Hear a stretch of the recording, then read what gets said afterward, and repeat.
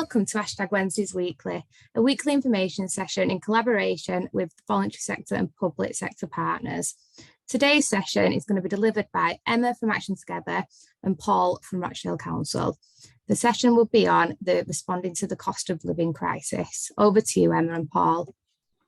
Thanks, Hayley. So my name's Emma Meehan. I'm Rochdale Director at Action Together. It's great to see such a good turnout. I'll let Paul introduce himself, and Paul will be delivering the first part of today's presentation. So over to you, Paul. Hi everyone, I'm Paul. I'm from Rochdale Local Authority and I work in the public health team. And yeah, I've been involved quite a lot with emerging work around helping people deal with the cost of living crisis. So yeah, Emma and I are just going to take you through some details of that really, and we have some discussion points as well at the end. So I'll share my screen. Hope this should work.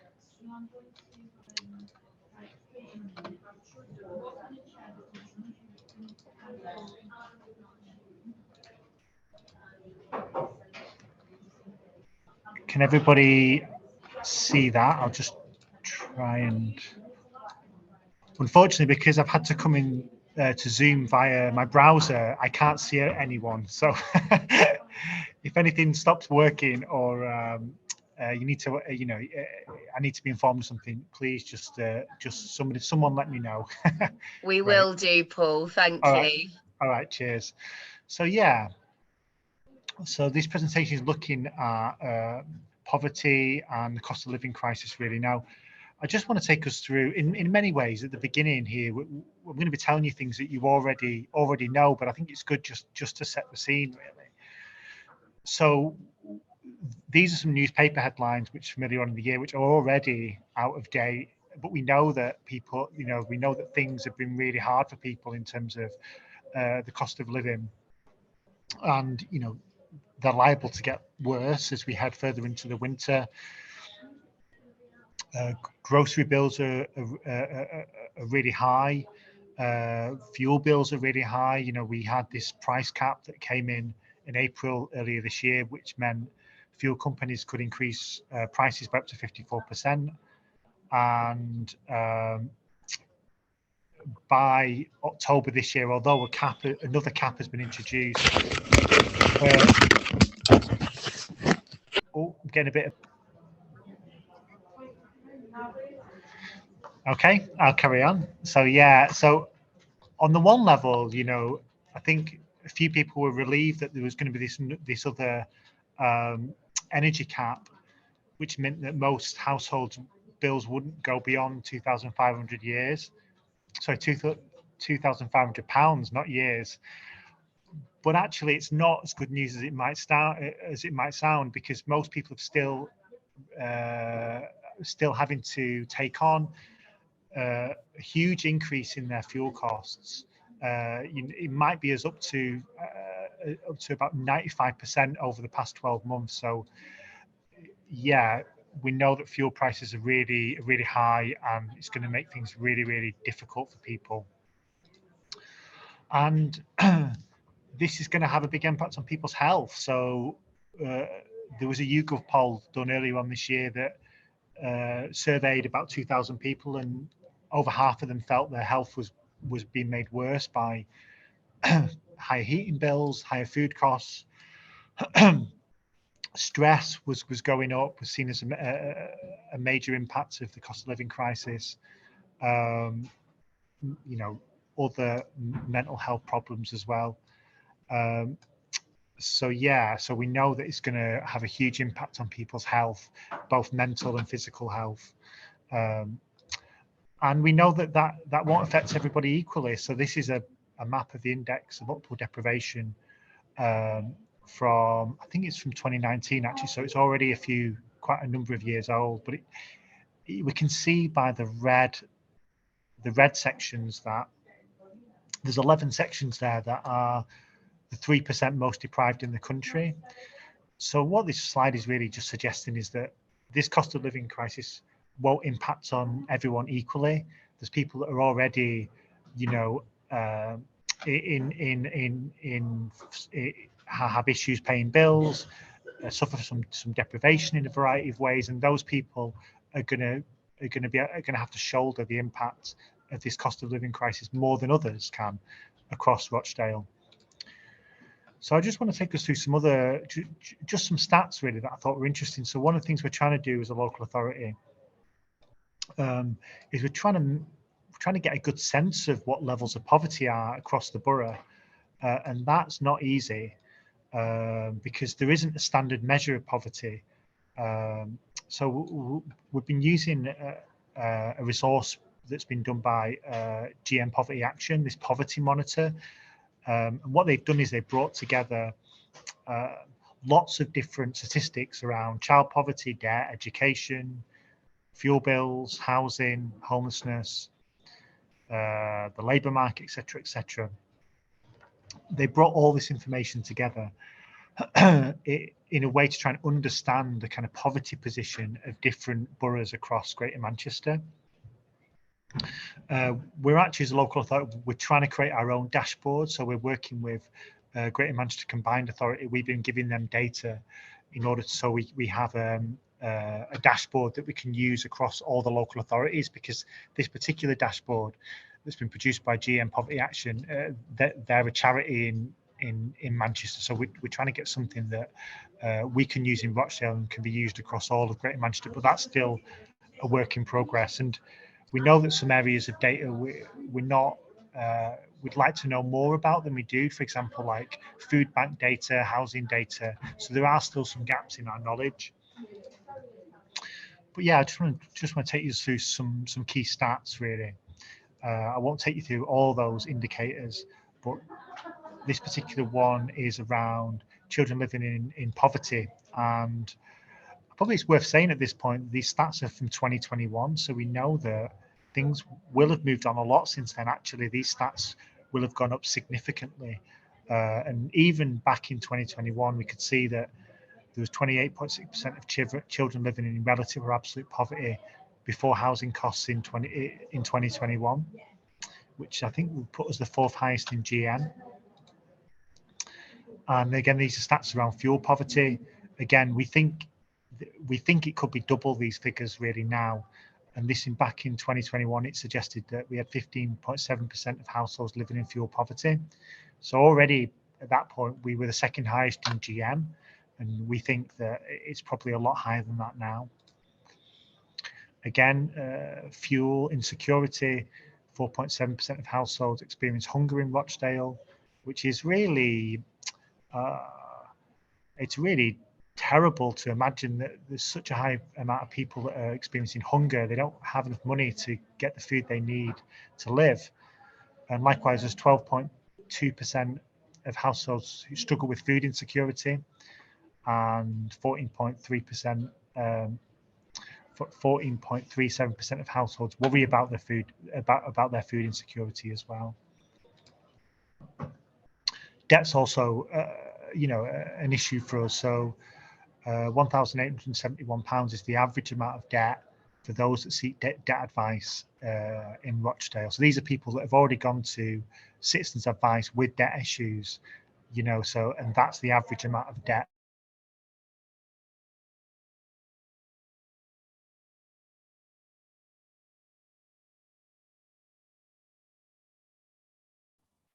Sorry, Paul, I've muted you by accident.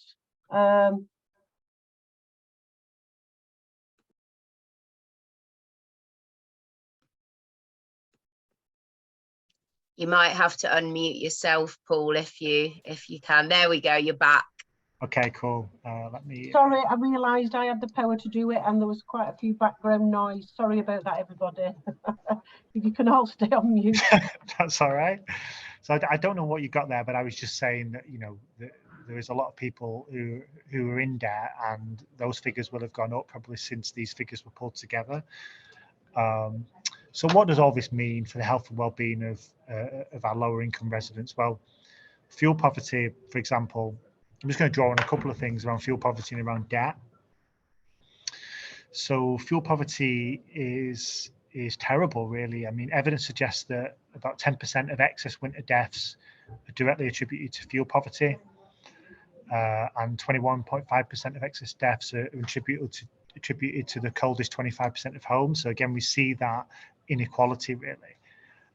Age UK suggests that the annual cost of cold temperatures to the NHS is 1.36 billion, and that doesn't include social care costs. It's just hospital and primary care costs. Growing up and living in a cold home and poor housing has a direct and detrimental impact on health. So if you're an older person, you're more likely to have a stroke, a heart attack, you're more likely to have a respiratory problem, more likely to get flu, more likely to have a fall, hypothermia. So a whole range of issues there. And likewise for children, if you're a child growing up in a cold, damp and mouldy home, you're more likely to have breathing problems, chronic ill health, disability. You're also more likely to experience depression, anxiety, and I was quite shocked to read that you're more likely to have slower physical and cognitive development. So it's no joke. I mean, fuel poverty, it goes beyond just being cold in your home. It has these huge impacts. And likewise, debt. So debt has a massive impact on people. So there's just this kind of connection between debt and mental ill health, between debt and chronic physical ill health. It contributes towards familial and personal relationships breaking down, domestic violence. You can imagine what happens when a family is in loads of debt. Imagine the kind of the ripples of that effect as it spreads out into that family. Yeah, and of course, as we head into winter, we're really worried about all the things I've just mentioned. So older people dying, excess winter deaths, winter pressures in our hospitals. It's already, our hospitals are already working very hard to keep people well. And if you imagine loads more people are going to be in hospital, potentially as a result of living in a cold home, then there's going to be significant pressures. So there are real concerns as we kind of head into winter. So what's happening really? So in terms of locally, we've been having, for the past couple of years, we've been getting these 6 months packages of support from government, which is called the Household Support Grant. Some of you might have heard of it. And we've been using that. We've just come to the end of a particular package of that. We have to spend it in 6 months, unfortunately, which is really frustrating for us. And we'll say more about that in a moment. But yeah, we've been using that for targeted support for low-income families. So food vouchers for children on free school meals. Been helping older people around energy costs. Support for our local household funds. So some of you may use our local household fund, where you can get supermarket vouchers, fuel vouchers and white goods, support for our food solutions network. So yeah, we've been using these 6 month packages of support for all those things. And we also, local members from the council, put in another £1 million to further bolster those offers. And yeah, obviously, I mean, in some ways, we're talking about poverty and the cost of living crisis, but so much of our work from a local authorities perspective and from the perspective of people working in our community and voluntary sector is around poverty, isn't it? So this work links into that, and we've got things like, from a local authority perspective, like our community recovery plan, our prevention strategy, work around community wealth building, some work around reviewing our welfare advice, which I spoke to at the last economic support network, work around developing a social prescribing front door. So there is a lot happening around poverty, and there's obviously been government support as well. So I won't take us through all these details, but there's been different packages of support for different cohorts of people as well. But yeah, as I intimated just a moment ago, the nature of the short-term funding makes it difficult because we're not able to sort of invest in those things that are going to have a long-term impact. For example, around staffing or advice. All the money that we've received through, we have to spend on things like vouchers, on things that actually directly we give out to people, you know, to kind of help with their bills or to help them buy food, etc. So it makes it really hard for us to kind of do that long-term interventions that we know would make a big difference. So we're having to target a lot of our support on those with the greatest health and economic need. Yeah, and of course the other thing, by doing a lot of these kind of short-term interventions, like giving all the families on free school meals food vouchers, is that you know, it can create a kind of dependency and also an expectation that they'll receive that money. And of course, we've just had another 6-month round of funding, but after that 6 months, we may not get any more, in which case that support will have to stop.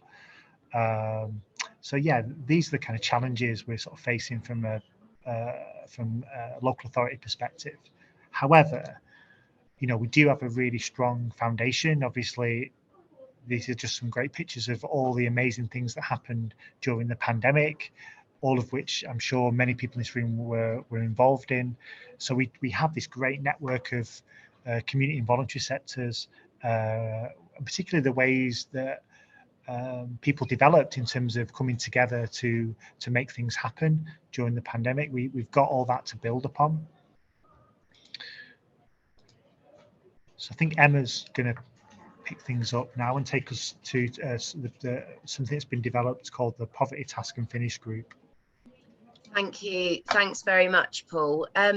So, you know, just to finish off on what you've said there, I think the thing that, you know, all of us in this room recognise is that this cost of living crisis isn't in isolation, but in the, you know, in the context of COVID, which has already exacerbated existing inequalities in the borough, and also, you know, alongside the increased cost of living and fuel and food and all those life essentials, most people haven't seen that subsequent increase in wages, and so it's really created this kind of perfect storm, which is tipping people who've maybe sort of just been able to sort of survive and keep going up to this point into a point of crisis. And I'm sure that will chime with you know, with what you're seeing and the people that you're working with day to day. So in response to all of this, within the borough, a whole system poverty task and finish group has been established. And really that's about developing a partnership approach and creating an anti-poverty strategy for the borough.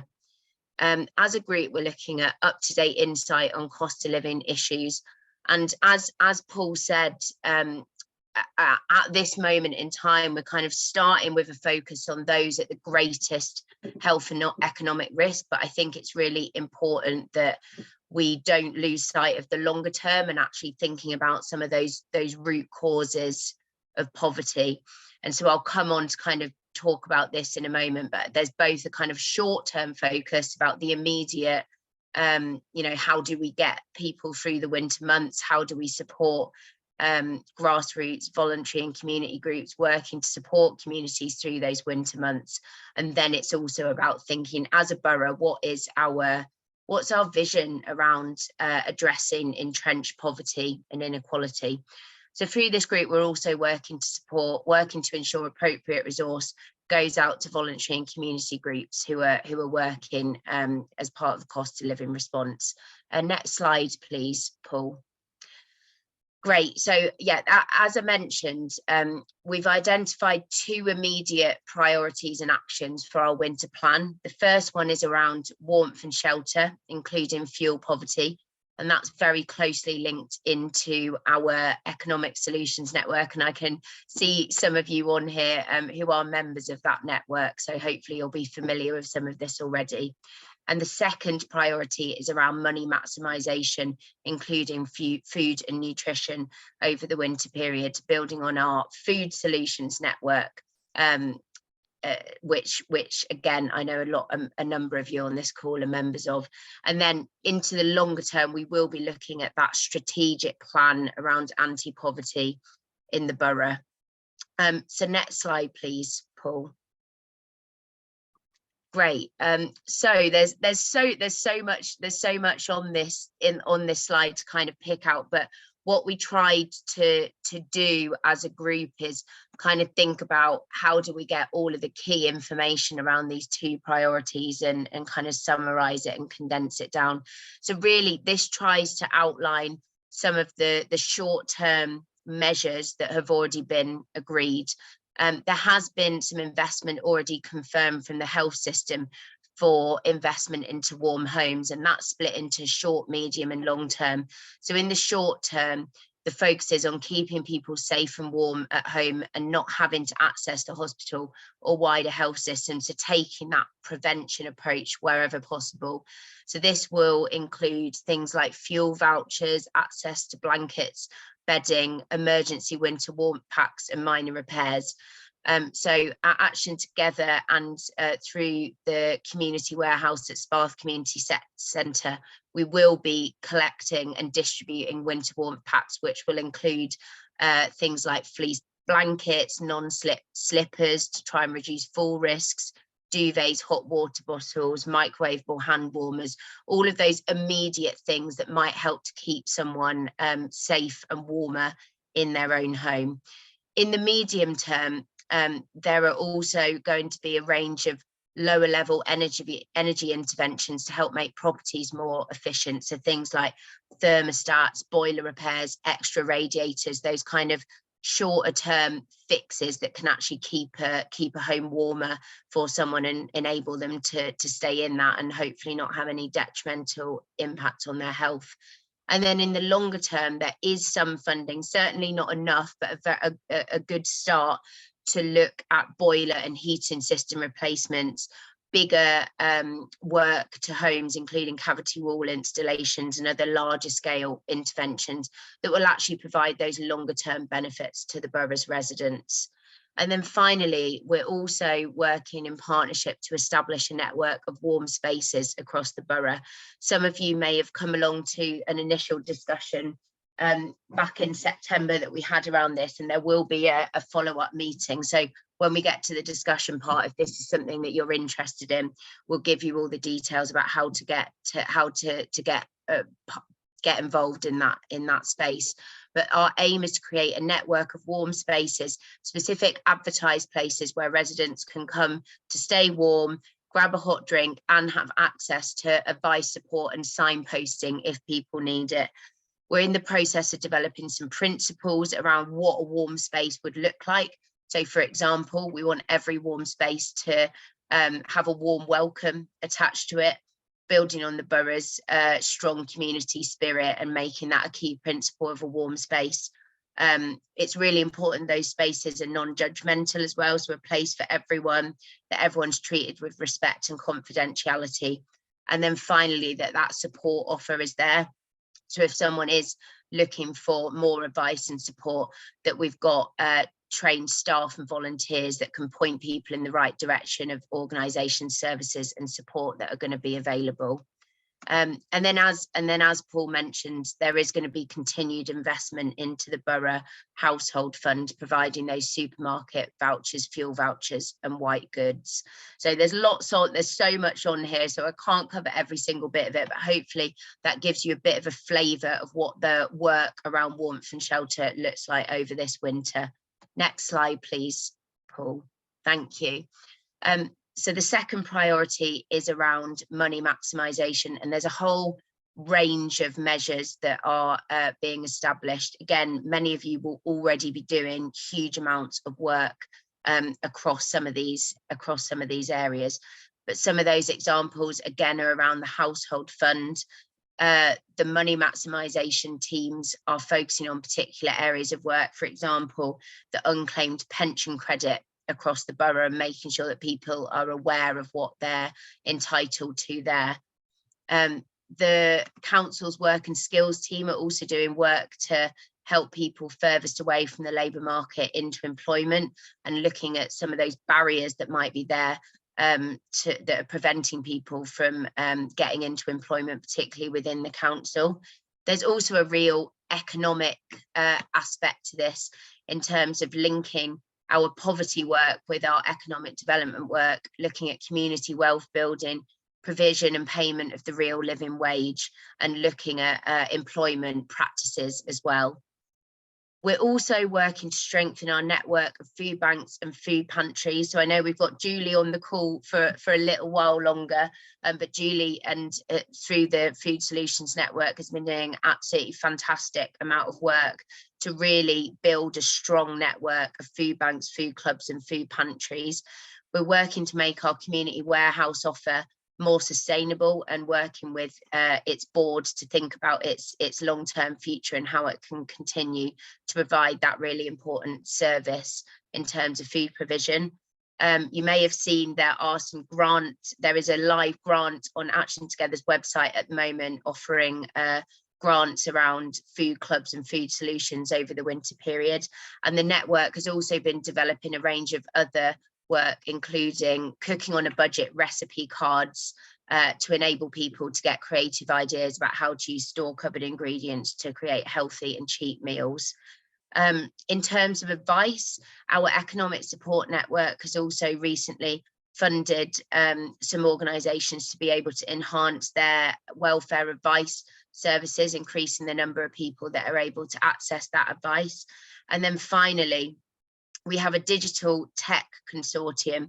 So this includes a loan library that sits within the council where people can access laptops, tablets and data if they can't afford it on a loan basis. And our digital tech consortium, which is made up of 10 voluntary and community groups, is also currently taking in donated technology from public and private sector organisations and distributing this to members of the consortium. And we're also going to be looking at how we can kind of grow that digital tech offer and our digital inclusion offer as well. So again, that's just a bit of a flavour of some of the stuff that's going on, and we will have time to kind of go into that in the discussion. So next slide, please, Paul. Thank you. So yeah, so just to kind of finish off really before we go into the discussion, I think the key message here is this is not a kind of short-term winter only issue. Poverty and cost of living is a year-round issue, and it's likely to be for the next few years. So I think what's really essential, that as well as doing the immediate winter planning and winter response work, that we actually work collaboratively and across different sectors to look at some of those root causes of poverty and how we can address those in the borough. So that includes things like community wealth building, ensuring that sustainable approach to voluntary sector funding. So much like Paul said, it's not just a case of, you know, very short-term pieces of funding for single projects, but actually a much more sustainable way of providing resource and funding to voluntary and community groups. Exploring opportunities through our prevention strategy. So actually, what can we do around prevention to support people to keep well and stay well before they get to a point of crisis.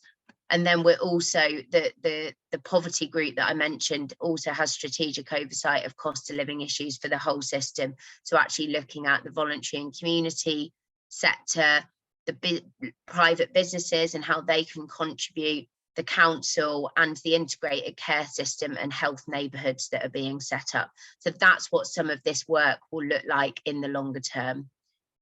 Next slide, please, Paul. Fantastic. So we have some questions for discussion here, just to give a bit of prompt for discussion. Before we go into these, I am going to invite Ali from Citizens Advice to just come in and say a few words, but I'll just outline what these questions are when we go into them. So we're going to be asking you for any feedback on what you've heard, any thoughts. Does this kind of chime with the needs that you're seeing within local communities? Are there any response areas that you feel you can contribute to and want to be linked into, so we can pick that up and make sure you're linked into the right places? And is there any additional support you'd need to do this? What do you feel would be helpful in terms of, you know, communication and understanding the different parts of the winter plan? So thinking about, you know, how both the council and Action Together as your infrastructure support organisation, how can we support you to be out there providing support to communities who need it over the winter? So I'll just pause there. I'll invite Ali to just come in and say a few words, and then we'll open up for discussion. So over to you, Ali. Hello, I'm just going to share my screen quickly. It's only a short presentation. I don't know, can you see that? You're very quiet, Ali. Hang on.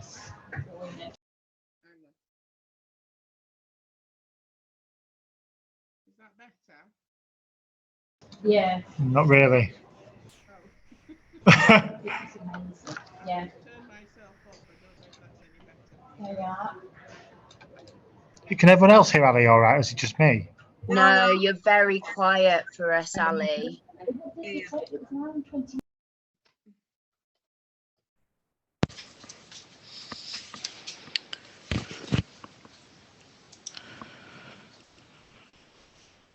Try again, Ali, 'cause I think you sound Yeah, like can you hear me? Is that better?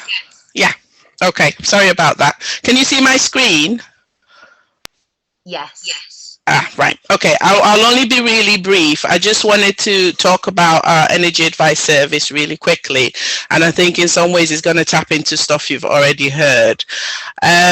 So we've just received, well, we received some funding from the Energy Savings Trust. It's quite a substantial amount to offer energy advice to clients within Rochdale, Trafford, Stockport and Oldham. Now, the scope of the advice is that we'll be able to offer intensive energy advice to people who live in vulnerable situations within the Rochdale area. Now, the advice is going to be a combination of light touch, so that would be things like energy efficiency advice, to more in-depth and complex interventions. As part of the project, we actually want to target tenants in private rented accommodation, and we're hoping to work with landlords and tap into the Eco-Flex scheme, which I think Emma just mentioned briefly. So the Eco scheme is just grants for people to make more large-scale changes to their homes in order to make it more energy efficient.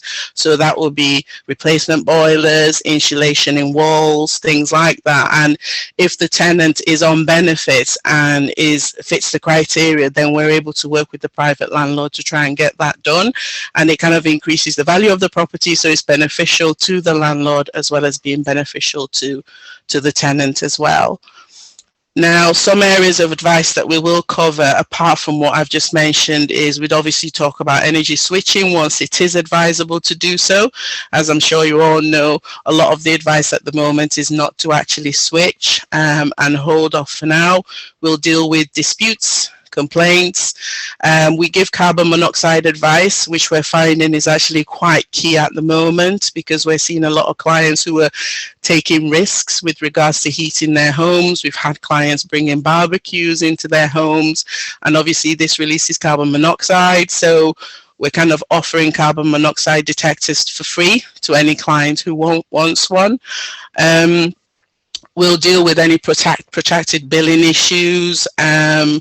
We'll offer advice around the energy support scheme, warm homes discount, priority service register, the usual energy advice that we would provide. So that falls as part of it. We also tap into what the council offers around the support scheme around food and fuel vouchers. We also offer fuel vouchers through Citizens Advice nationally. I think it's about £30 vouchers. And the delivery of the advice is community-based appointments. We're doing workshops in community locations, telephone callbacks. We'll do home visits if the client can't actually leave their home. So that's something that we're more than happy to do, go into the home, speak to the client there and then, and offer any advice that that's required. And to refer into the service, you can do it on our website. It's fairly straightforward on the website. If you click the Get Help button, there's a referral form you can fill in, and it just drops into our case management system, and then we contact the client within 5 working days. But I will share these slides with Emma, and she'll be able to pass it on to all of you. And that's me done. Thank you. Brilliant. Thank you very much, Ali. Yeah, we'll circulate Ali's slides as well as the slides shown today to those on the call, as I know there was a question about that earlier. I think we're ready to open up for some discussion. So Hayley, do you want to pause